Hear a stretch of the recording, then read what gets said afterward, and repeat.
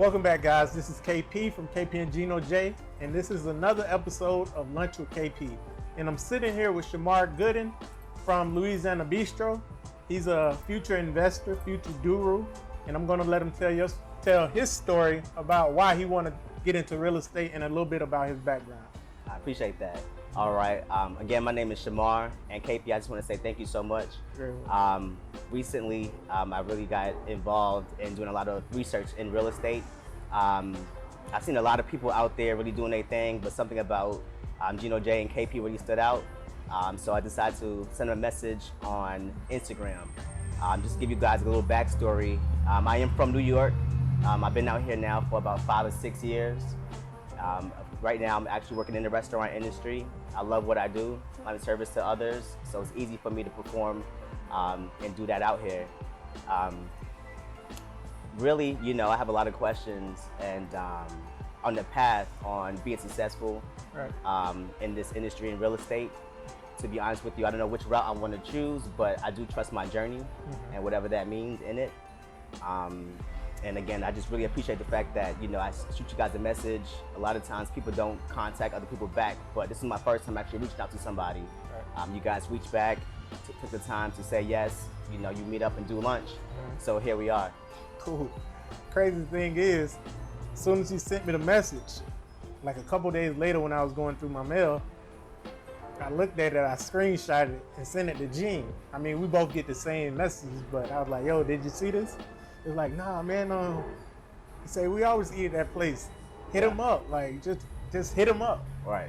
So it wasn't the part that, the Louisiana Bistreaux part, it was the part that, yo, this guy is already want to do a lunch with KP and he don't even know it, like, because he's in the restaurant industry, but he's trying to get into real estate. So that's just a big move that a lot of people are taking right now because they see the growth in real estate. Like everybody in the, I ain't gonna say everybody, but 99% of the people on the Forbes list got real estate backgrounds. So I see why you wanted to jump in here, man. Go ahead and fire off with them questions. Let me see what's on your mind. All right. So my first question is, you know, I really want to know your journey when you first got started, how things worked out for you. All right. First, I was, this was about 8-9 years ago in Tallahassee, Florida.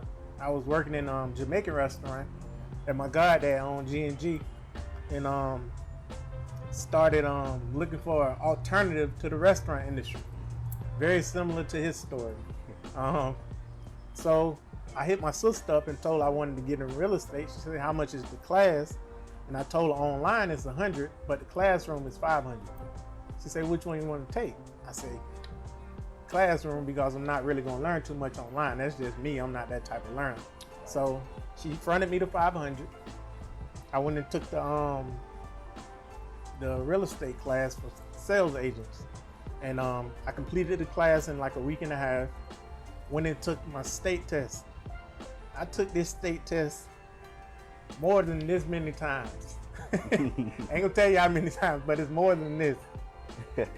And when I finally passed, it was like a feeling of accomplishment. Right. I mean, I completed a course. Now I'm an agent, and now the real work begins. And what Gino and I always tell people, like, if you want to get into real estate, at least take the online class. You don't have to be an agent. You don't have to do any of that to be an investor. But at least do that to learn the terminology and get familiar with the laws. So after doing that for a couple years in Tallahassee, which is a big renter's market, I realized that I wanted to go to a market where people are actually buying properties. So I hit Gene up on Facebook and like, yo, I got my license in Florida. I'm thinking about coming to Atlanta to do real estate. You got room for me up there? Because I knew he was a broker. Gene hit me back the next morning, like 9 o'clock next morning, because I hit him up that night.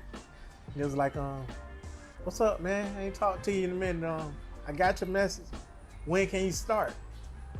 And I was like, whenever. Wrong answer. He said, can you start tomorrow? This was a Wednesday. No, I can't start tomorrow, but I can start Monday. I'll move everything I have to Atlanta the weekend. And truth be told, I've been here ever since. That one yes from Gene changed my life. Like from working in the restaurant to linking up with like-minded people who wanted to further their careers in real estate. So with me already doing the preparation, as in getting my license, I was familiar with real estate. When I came up here, I didn't have my Georgia license yet, of course, but I had my Florida license.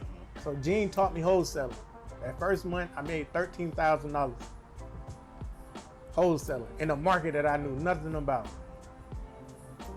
and never looked back. Like I transferred my license to Georgia.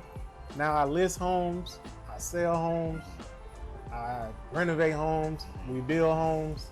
Like it's just been a beautiful journey. Like it was rough at first, but it's been well worth it. So that's my little story. Okay, all right. Now, of course, yeah, I watch a lot of your videos, and and how you just mentioned, you discussed, wholesaling. Gino had a video where he mentioned wholesaling, and just there's a lot of different streams of just out there with real estate. Right. I guess, what is your favorite way about finding your property? The favorite way right now, honestly, is linking up with wholesalers. Okay. Like people that do this full time. Like I don't do wholesaling full time. I'm a traditional agent. Okay. Right. Then Traditional. a contractor, a builder, etc. So I don't really have time to find too many deals, but I love wholesalers who find good deals and know how to price it. And like you say, that's my favorite way to find deals, because I don't have time, and if anything is listed, I mean, that's public information now. It's going to be a bidding war, and it's probably going to be roped up in the next day or two. So a lot of activity in the real estate market, but wholesaling is still very lucrative for a lot of people. Now, like, what is a typical, I guess, blueprint on your process from when you get in the home to when you finally get to sell the home? Okay, it's a different process for every property, and the only reason is every property is different, Right. but they're all the same. You want to get a house, clean it up, fix it up, and sell it. Okay. That's the short way. Right. But some properties require a lot more cleaning than others. Like wholesaling is the most simplest way to renovate a property. Okay. And that's when you buy a house off market for a good price, put a couple dollars in it, and then list it for retail. And that's wholesaling. It's like wholesaling, but you're putting it in on the MLS, so it's not secretive like wholesaling where you have to be on the buyer list, something like that. Heard. But that's wholesaling. But to answer your question, every property is different. But again, they're all the same. You just want to get this property to a better condition to make the most money. Gotcha. Whether it's a vacant lot when you want to build a new build, or it's a remodel property where you want to go in and add some square footage or reconfigure the layout, and it's all the same. Like, you just know when you start this project, it may take longer than others, but you definitely know that you want to make it a better investment than it was when you acquired it. Understood. So recently, I'm doing my research. I came across the fact that Atlanta have a lot of programs for housing. Right. Like Invest Atlanta, and then, there's many more. Do you guys partner with them as well? We haven't as of yet, and it's not because we don't want to. Right. It's we haven't had time to really do our research to link with these people. Understood. So I love Invest Atlanta and everything they're doing. I follow them on Instagram. Yeah. And they're making some great changes in the city. Right. But at the same time, I look forward to working with them. Right. But as of right now, we haven't. Okay. What were some of the encounters that you that was challenging that you encountered in the beginning? The challenges you encountered in the beginning? Learning Atlanta. Learning Atlanta was the biggest challenge. Right. Because I came from Tallahassee. Everything is like a 10-mile radius. That is true. Atlanta, Metro Atlanta, is huge. Yes. It's like 6 counties. With Fulton, Gwinnett, DeKalb, Cobb, Clayton, Henry. Like, it's so many counties Right. that I had to learn to work in Metro Atlanta. That was the biggest challenge. Understood. The next biggest challenge was learning zip codes. Yeah. And differentiation in those zip codes. Like a lot of people don't know that 30316 is East Atlanta. Great zip code. But up and down Moreland, one side of the street is Fulton County, one side is DeKalb. So if you're not familiar with that, then you're going to be comparing comps to comps, and you can't do that. These two separate counties, probably two separate schools. So it's just so tricky with Atlanta. Like I think every Atlanta zip code is a good zip code to work in. Right. Some are turning over a lot faster than others, but they're all great zip codes with the way the market is set up right now. I mean, I ran across everything from dead bodies in houses to like shootouts to a lot of negative stuff, but I ran across a lot of good things, like older people in the neighborhood that are extremely overwhelmed with joy that people are revitalizing their neighborhood. I mean, the gentrification word is like a bad word to some, but it all depends on what's going on in that neighborhood. Understood. Like, because I'm bringing value to your grandma's house. Absolutely. So you can't be mad at that. Just don't sell your grandma's house. Like, keep it for your family. Like, nobody's making you sell in Atlanta. So don't sell. Just sit on it, invest in it, and keep it. Absolutely. Like, I'm not telling nobody to sell me their house that lives in Atlanta, but if you're in another market and you don't want it, then hit us up. I mean, we're open to it. We're flipping in Chattanooga now, but also in Florida. But yeah, man, I mean, just hold on to it. Like, we're bringing value to the street. That's what our No More Bando campaign is all about. It's taking abandoned houses and making them livable. Yeah. It's not pushing nobody out of a good livable house. Like, we're trying to boost the economy in that neighborhood, like give everybody equity. Now, another question I have. So when you guys flip homes, are you guys just focused on residential, or have you guys gone into, doing construction where you guys are creating businesses? We dabbled in that. Like, I did a Verizon store. Gino did some warehouses and some other stuff, but it's mainly residential, but we're open to anything real estate. Okay. Yeah. The reason why I asked is because it's a particular street that I rode down, and I just felt like it had so much potential. But just providing jobs, providing better stores. Here on the south side, we don't have Trader Joe, we don't have Whole Foods. But what's great is that we do have a great community where they would have like gardens or but nothing that's big, and I understand that is we can't put a Trader Joe or a Whole Foods, but that's something I would love to see in that more in this area. Exactly. And I'm with you 100% on that, and I believe in the next couple of years, there will be. Okay, right. I mean, a lot of people are taking better care of their bodies and wanting better substance. Absolutely. So, I mean, I see it coming before we know it. Like, when you see like those type of stores pop up, you already know it's turning over, and people are realizing like, yo, it's a better alternative than this Piggly Wiggly, or something like that. Absolutely. So. Right. Okay. Now, you guys flipping homes. Have you also? Do you guys provide opportunities for other people? I guess, and a part of that question would go, how do you guys even find people that you work with? Right. It's crazy. They find us like you. Social media, word of mouth, or references. We're very open to working with pretty much anybody that got their head on straight and want to learn the business or already know the business. Right. So, yeah, I mean, hey, we're open to it. So if you're watching this and you got some questions, hit us up or leave a comment on this video. I mean, we'll definitely answer it. Like I got back to him, we pretty much try to reply to everybody at least with a thumbs up or an actual reply. So, one thing that stuck out prior to us, recording and doing the interview, I mentioned that I don't usually hit anybody up. This is my first time hitting you guys up because of just the simplicity. Right. You guys don't have a big hype. You guys are sharing information. You guys are putting information out there, and I felt comfortable. Right. And what you did was you kind of planted a seed in my head just by saying, you know, you asked me why haven't I hit anyone else up, Right. and that's important. You know, so many times I see so many information, I see so many great content that I never reached out to that person. And one thing that I've learned as well, a lot of successful people are willing to give information. Right. So, you know, and I think that's big, and I promise you. It's like the more information you give, the bigger the return. Absolutely. Like when you help somebody get to a better place, they remember that. Absolutely. And they will tend to help you. Like I was out looking at a property yesterday in Northwest Atlanta. And I was getting ready to leave after I had boarded the door back up because it was an abandoned house. And the guy pulled up in the white pickup and was like, "You look so familiar."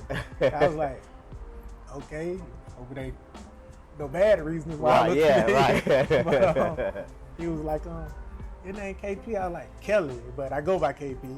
He was like, "Cool, man. I follow you guys on social media and on YouTube. Keep up the good work and all this." I'm like, it's like that stuff like that, bro. Like, I'm not even tripping. Like, I'm like, whoa. Like, I don't know who I touch. And the people that retain the knowledge that we're giving out. Absolutely. The main reason we started this YouTube was to build a network of people who want to learn.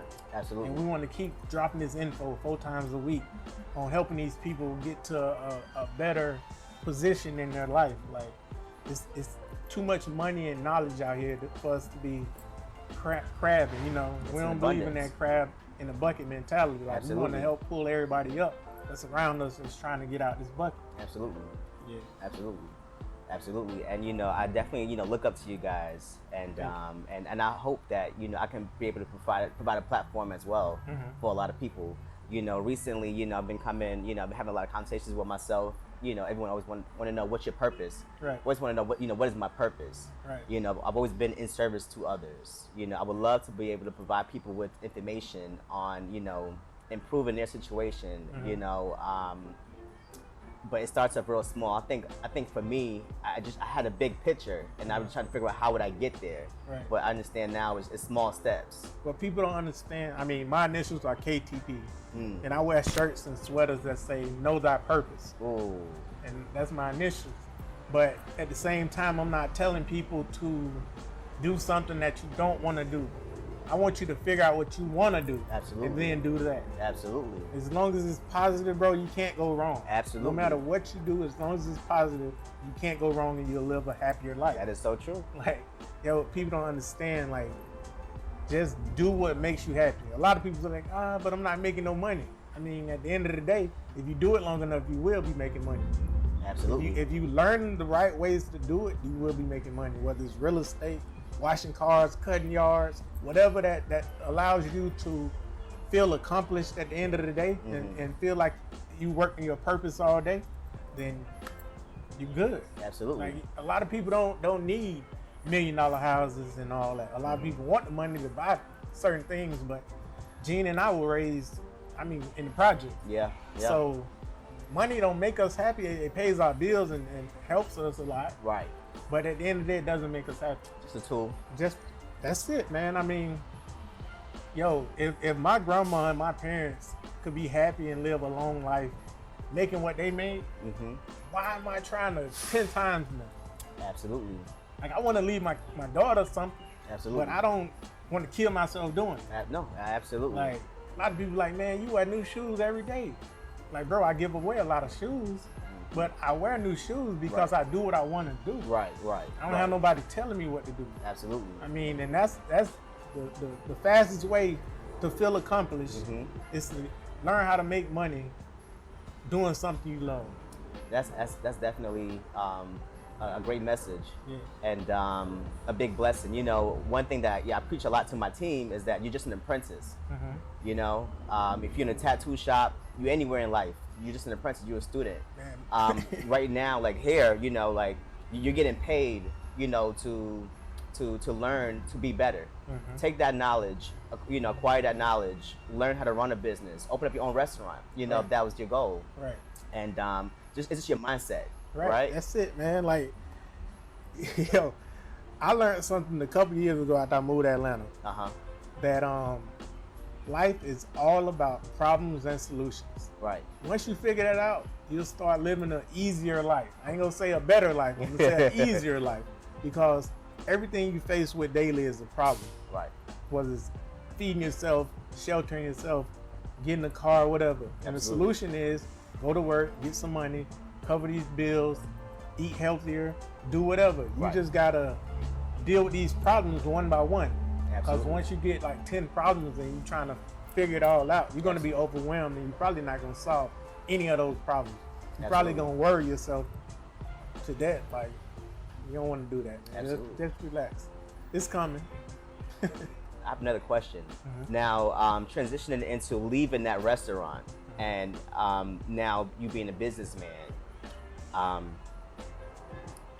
did you feel that like understanding like finances, understanding how to run a business, like how was that transition for you? I mean, it was a tough transition because, you know, once you get a lot of money and you're not used to it, you tend to like, what am I going to do now? Right. Like, what am I going to do with this money? Am I going to just drop it in the bank, or I'm going to invest it? And that's why we created this channel. Right. To help people learn to get money and what to do with the money. That way they'll keep making money. Absolutely. Like, that's the main purpose of our channel, is to help people get better and wiser financially. Like, we're not branding ourselves as financial advisors. We're not telling you what to do with your money. We're telling you how to work your money in real estate. That's it. Like, that's it. Awesome. Okay. All right. So, I mean, and I was got just, one more question. What is something that you would tell somebody that, of course, looking to get started? And I mean, and I know one thing I can say, and in the videos you guys say working your credit and your knowledge, but what if someone is not really like financially stable to start? Like, what kind of what advice would you have for someone like that? Great question / statement. All right, I mean, honestly, guys, if you're watching this video, you're already doing your part. I mean, you're doing the research. It doesn't cost nothing to watch our videos. I mean, it doesn't cost nothing to come to our mentorships. So if you're in the Atlanta area, come on out. I mean, we'll let you guys know if you follow our social media, KP_GinoJ_Flip Atlanta. We'll let you guys know when our next free mentorship is and when we're dropping our courses. We're going to be dropping courses really soon, like the second weekend in May. And it's just going to be more information to help people who want to get into do what we do and do it the right way. Like, we're not braggadocious. We don't look down on people. I mean, we like to help people. So with all of that being said, man, keep doing your research, keep following us, subscribe to our channel, leave a comment. I mean, hey, I'm KP. This is Shemar. Yes, sir. And thank you for watching KP. Lunch with KP, I'm sorry. Thank you for watching Lunch with KP from KP and Gino J Show. See you on the next one.